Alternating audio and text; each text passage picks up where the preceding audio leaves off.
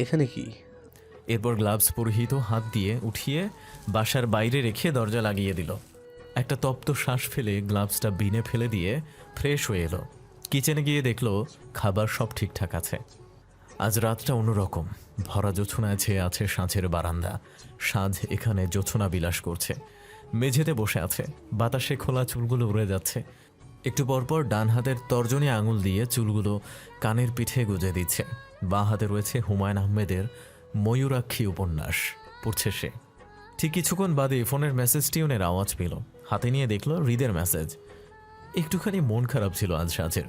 বাবা মাকে ছেড়ে ঢাকা যেতে হবে, সেজন্য সেদিনও মন খারাপ ছিল, আবার আজও। কিন্তু অকারণেই হৃদের মেসেজ দেখে সাঁঝের মন খারাপ একদম ভ্যানিশ হয়ে গেল। হৃদ লিখেছে, তা আবার ভার্চুয়াল মেসেজ? কি খবর আপনার?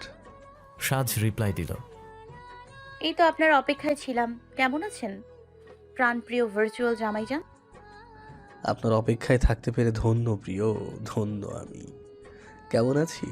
উম, যদি প্রিয়ার প্রাণপ্রিয় ভার্চুয়াল জামাইজানের প্রাণ আসেনি ভালো থাকে, তবে আছি ভীষণ ভালো। ও মা কি রোমান্টিক কথাবার্তা। আমার শরম করে কেন? এই ভার্চুয়াল বউটা লজ্জা পাচ্ছে কেন? অতপর সূক্ষ্মময় আরও এক রাত্রি যাপন হলো এদের মেসেজ আলাপনে। সবচেয়ে মজার ব্যাপার হচ্ছে এরা দুজনেই ভাবছে অপরপক্ষের মানুষটি ফেক। ভার্চুয়ালি ফেক মানুষের সংখ্যা অহরহ, তাই তাদের এমনও কথোপকথন। ভুলক্রমেও যদি তারা জানতো অপর মানুষটি আসল, তাহলে কথায় কোনো সাহস করতো না। সকালে অ্যালার্মের শব্দে ঘুম ভাঙল হৃদের। ঘুম ভাঙতেই চোখ গেল অন্ধকারাচ্ছন্ন আকাশ পানে। মিনিট দুয়েক বাদে উঠে ফ্রেশ হয়ে নিল। এরপর মসজিদের উদ্দেশ্যে বেরোবে, এটা তার রোজকার রুটিন। ফ্ল্যাটের দরজা খুলতেই দেখলো কালকের সেই বিড়ালটা দরজার সামনে ঘুমিয়ে আছে। হৃদ পুরোপুরি এড়িয়ে গেল ব্যাপারটা। নামাজ পড়ে সকালে বেশ কিছুটা রাস্তা হেঁটে গেল। বাসার পেছনে একটা পার্ক আছে, ওখানে একটা বেঞ্চ ফেলা আছে। হৃদ কিছুক্ষণ বসে রইল, সূর্যোদয় উপভোগ করল। এর মাঝে একটা দৃশ্য প্রায়ই ঘটে থাকে। একই রাস্তা দিয়ে কিছু মেয়ে প্রতিদিনই যাতায়াত করে এবং হৃদের দিকে তাকিয়ে একে অপরের সাথে ফুসুর ফুসুর করে। হৃদ বরাবর ইগনোর করে। আজও তাই হলো। 6:30টার দিকে হৃদ বাসায় ফিরল, কিন্তু এবার এড়িয়ে যেতে পারল না। বিড়ালটিকে সেখানেই ঘুমোতে দেখা গেল। সেকেন্ড 5 বিড়ালটির দিকে তাকিয়ে রইল হৃদ। তারপর ভেতরে চলে গেল। ভাবলো ঘুমোচ্ছে, উঠলেই চলে যাবে। সকালের খাবার হৃদ নিজেই বানায়, এখন সেটাতে মনোযোগী হলো। এরপর রেডি হয়ে মেডিকেলের উদ্দেশ্যে গেল। ক্লাস আছে।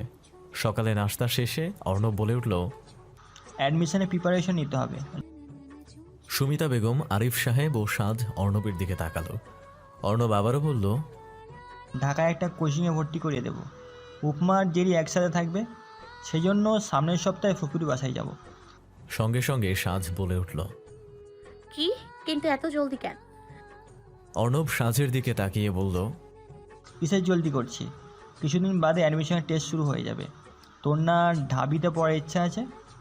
সে আছে, তাই বলে এত তাড়াতাড়ি আবারও পড়াশুনো? কিছুদিন ঘুরে বেরিয়ে কাটাতাম। সময় নেই ওসবের। উপমাকে দেখ পড়াশোনা নিয়ে কত সিরিয়াস। তোরই তো ফুফাতো বোন, আর এদিকে তুই।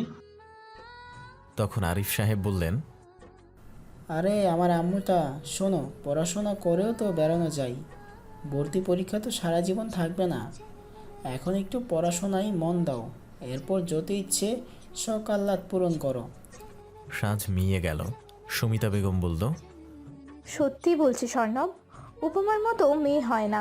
যেমন পড়ালেখায় ভালো, তেমন রূপে গুণেও। বড়দের কি সম্মানটাই না করে, এমন মেয়ে আজকাল পাওয়াই যায় না। অর্ণব হালকা হাসল। সাজ ভ্রু কুচকে অর্ণবের হাসি লক্ষ্য করল। অর্ণব তা দেখে খানিকটা ঘাবড়ে গেল। মেকি হেসে বলল, কি? সাজ ভাবুক ভঙ্গিতে বলল,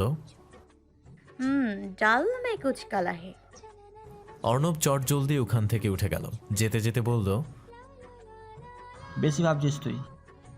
বিকেলের দিকে হৃদ নিজের চেম্বারে বসে আছে। ভিজিটিং আওয়ার চলছে। কিছুক্ষণ বাদে একটা মেয়ে এলো। হৃদ টেবিলের উপর রাখা কিছু রিপোর্টস দেখছে। মেয়েটি দরজা নক করতেই হৃদ দৃষ্টি নিচের দিকে সীমাবদ্ধ রেখে বলল, কাম ইন। মেয়েটি সামনে এসে দাঁড়ালো। হৃদ বলল, বসুন। সে ঠায় দাঁড়িয়ে থাকলো। হৃদ একবার উপরে তাকিয়ে শর্মিকে দেখে পুনরায় দৃষ্টি নামালো। শর্মিকে উদ্দেশ্য করে বলল, প্রবলেম বলুন। অসুখ করেছে। তা না করলে হসপিটালে নিশ্চয়ই আসতেন না। Tell me your problems. বুকে চিনচিন ব্যথা হয়, কিছু করুন। হৃদ কিছু মেডিসিন প্রেসক্রাইব করে শর্মির দিকে প্রেসক্রিপশন এগিয়ে দিয়ে বলল, গ্যাস্ট্রিকে মেডিসিন দেওয়া হয়েছে, সকালে খাওয়ার আগে নেবেন। এরকম কেন আপনি? ইউ ক্যান লিভ নাও। আপনি আমাকে বুঝতে পারেন না কেন? Not interested. আমার কাজ আছে অনেক, আপনি গেলে খুশি হব। শর্মি আলগোছে প্রস্থান করল। হৃদ একটা শ্বাস ফেলে পুনরায় নিজ কাজে মনোযোগী হলো। সন্ধ্যায় বাসায় ফিরতেই হৃদ তার দরজার সামনেই সেই বিড়ালটিকে দেখতে পেল। সরেনি একটু।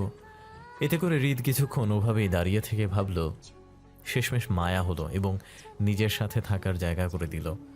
বিড়ালটিকে সবার আগে ওয়াশরুমে নিয়ে ভালো করে পরিষ্কার করে নিল। বলা বাহুল্য, এটা যেন বিড়াল নয়, একটা বাচ্চার ন্যায় গোসল করে নিল।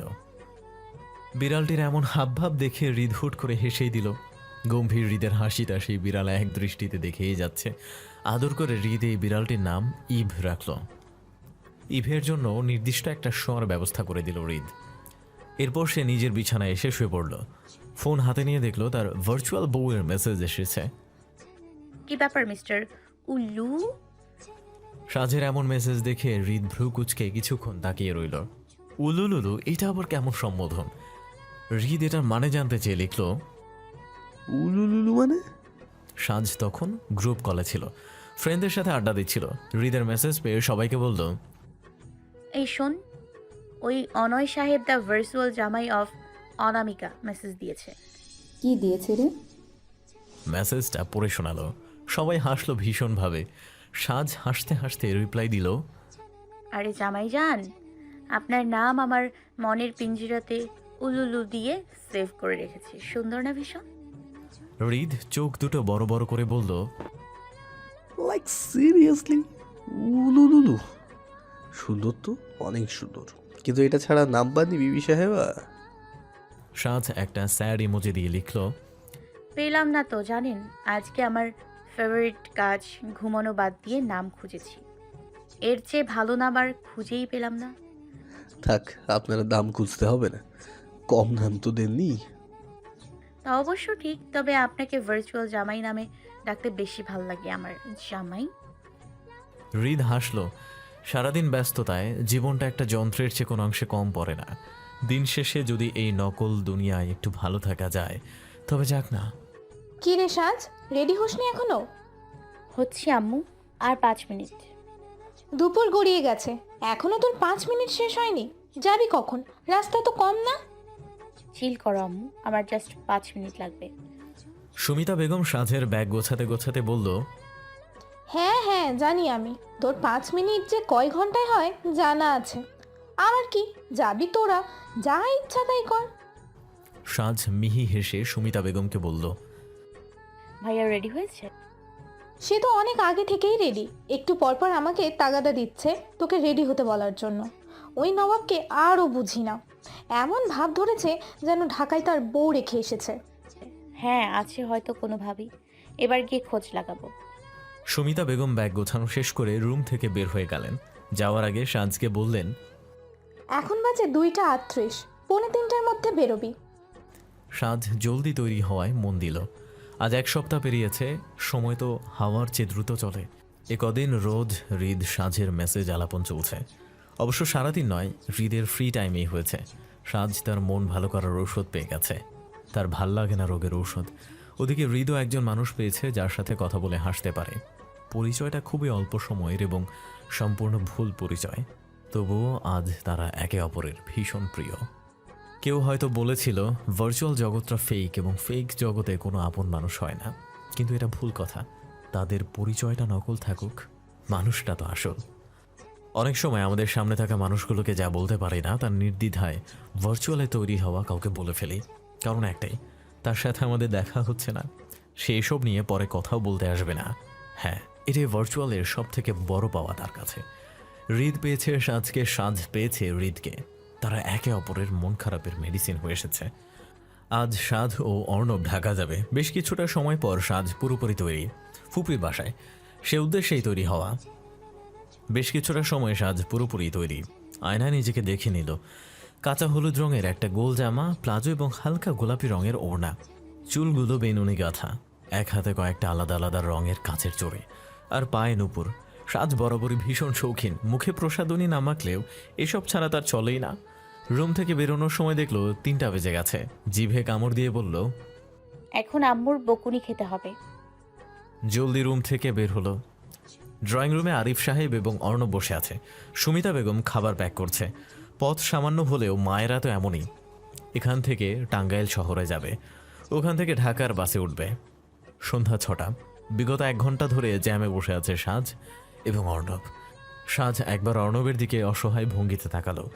অর্ণব ভ্রু কুচকে বলল, কি? অর্ণব ভ্রু উঁচু করে বলল, বাড়ি যাব। ভাইয়া তুই হাসছিস? এদিকে তোর বোনের এই অবস্থা। তো হাসি পেলে হাসবো না? না হাসবি না। সবচেয়ে বিরক্তিকর লাগে এই জ্যাম, ধ্যাত অসহ্যকর। অর্ণব কিছু বলার জন্য উদ্যত হতেই তার ফোন বেজে উঠল। সে কল রিসিভ করে কানে তুলে বলল, এই তো জ্যামে আছি। এখনো? জানোই তো আমার শহরের অবস্থা। ওপাশ থেকে বলল, কি? বারবার শহর নিয়ে খোঁটা দাও কেন? একমাত্র এখানকার বাসিন্দারাই জানে এই শহরে ঠিক কতটা সুখ আছে। এই কথার কতবার বলবা? বুঝি তো, নিজের শহরে খানিকটা সুনাম করার ধান্দা। দেখো, বেশি বলছো। আমার শহর এভাবেই সুন্দর, সুনামের যোগ্য। প্রশংসা করার জন্য ধান্দা ফান্দার প্রয়োজন নেই। তাহলে তো থেকে যেতেই হয়। হ্যাঁ, তা থাকবে। না করেছে কে?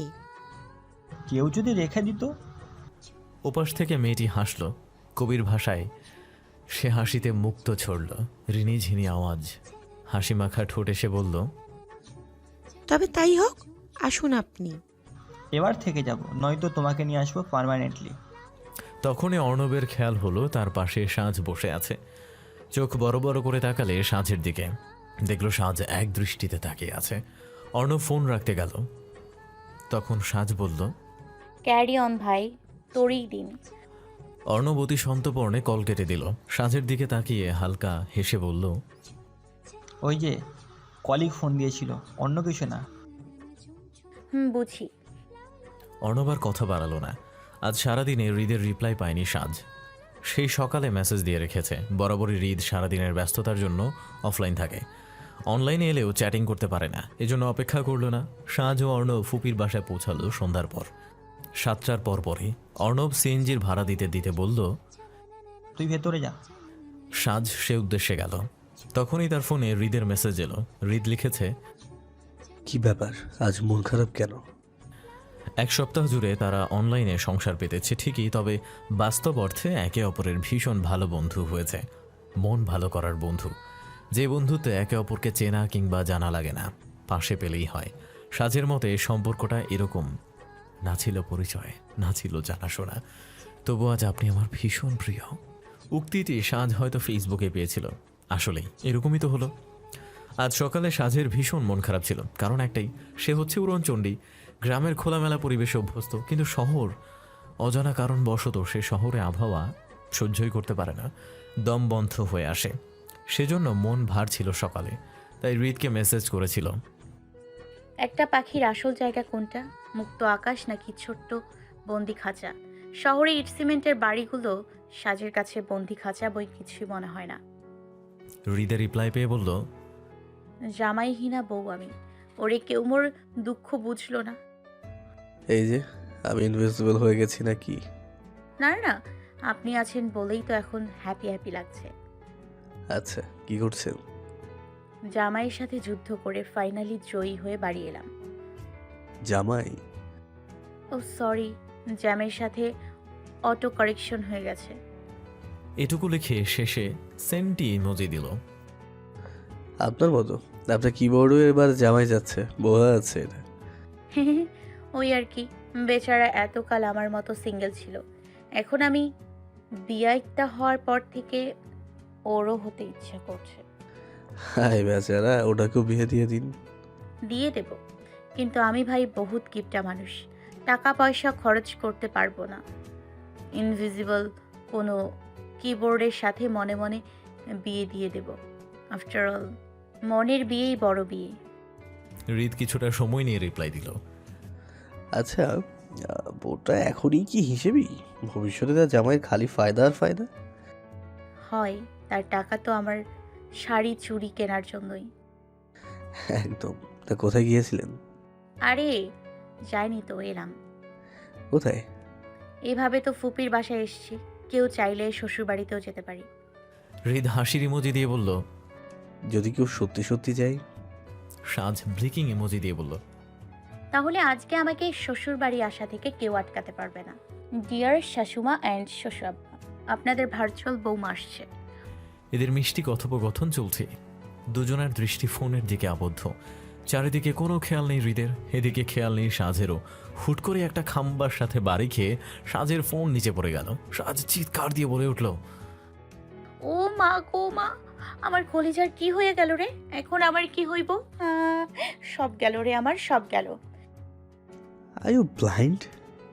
রেগে মেগে সাজকে উদ্দেশ্য করে উপযুক্ত প্রশ্নটি ছুড়ল হৃদ। হসপিটাল থেকে তার ভার্চুয়াল বউয়ের সাথে চ্যাটিং করতে করতে ফিরছিল।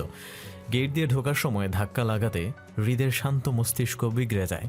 তার উপর সাজের অমন ন্যাকা কান্না শুনতে পেয়ে হৃদ চুপ করে থাকতে পারল না। মেয়ে মানুষের এমন ঢংটাও তাদেরকে হৃদের অপছন্দের লিস্টে রাখার অন্যতম কারণ। হৃদের কথা শুনে সাজ আওয়াজ অনুসরণ করে সেদিকে তাকালো। হ্যাঁ, সেটা খাম্বা নয়, হৃদ ছিল। লম্বা ও সুঠাম দেহের অধিকারী হৃদ। হলুদ রঙা পোশাক পরিহিতা এই শ্যামাবতীকে দেখে হৃদ কিছু সময়ের জন্য থমকে যায়। এক দৃষ্টিতে তাকিয়ে থাকে, অতঃপর নিচে পড়ে থাকা ফোনের দিকে তাকায়। হৃদের ভাবনার মাঝেই সাজ ঝাঁঝালো কণ্ঠে বলে উঠল। এই যে মিস্টার, আপনি দেখে চলতে পারেন না? মেয়ে মানুষ দেখলেই গায়ে পড়তে ইচ্ছে করে। হৃদ কপাল কুঁচকে বলল। হোয়াট? বাংলা বোঝেন না? ইংরেজদের বংশধর কোথাকার। আপনি গায়ে পড়ে ঝগড়া করছেন কেন? কি? আপনি আমাকে ঝগড়ুটে মেয়ে বললেন? আমি কখন ঝগড়ুটে বললাম? এই যে অস্বীকার করছেন, পাক্কা ভণ্ড। হ্যাঁ? এইরকম উদ্ভট সাউন্ড করছেন কেন? মেয়েরা এসব ভং চঙে ইমপ্রেস হয় না।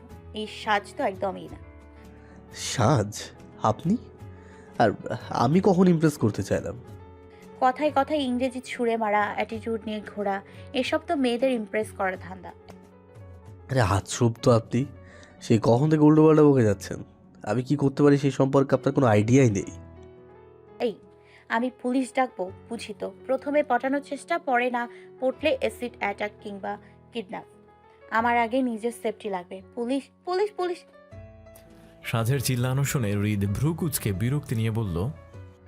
আমাকে দেখে ওই টাইপের লাগছে? সিরিয়াসলি? দেখে কি আসে যায়? এটুকু বলে কিছুক্ষণ চুপ থেকে আবারও বলল। এখন ইচ্ছে করছে কি জানেন? ইচ্ছে করছে। সাজ এদিক সেদিক দৃষ্টি মেলল। হৃদ অবুঝ দৃষ্টিতে সাজের পানে তাকিয়ে রইল কিছুক্ষণ। সাজ হাতের কাছে কিছু না পেয়ে নিজের রাগ দমন করতে হৃদের হাত থেকে ফোন নিয়ে ফ্লোরে ছুঁড়ে মারল। হৃদের ধ্যান ভাঙল, দ্রুত বলে উঠল।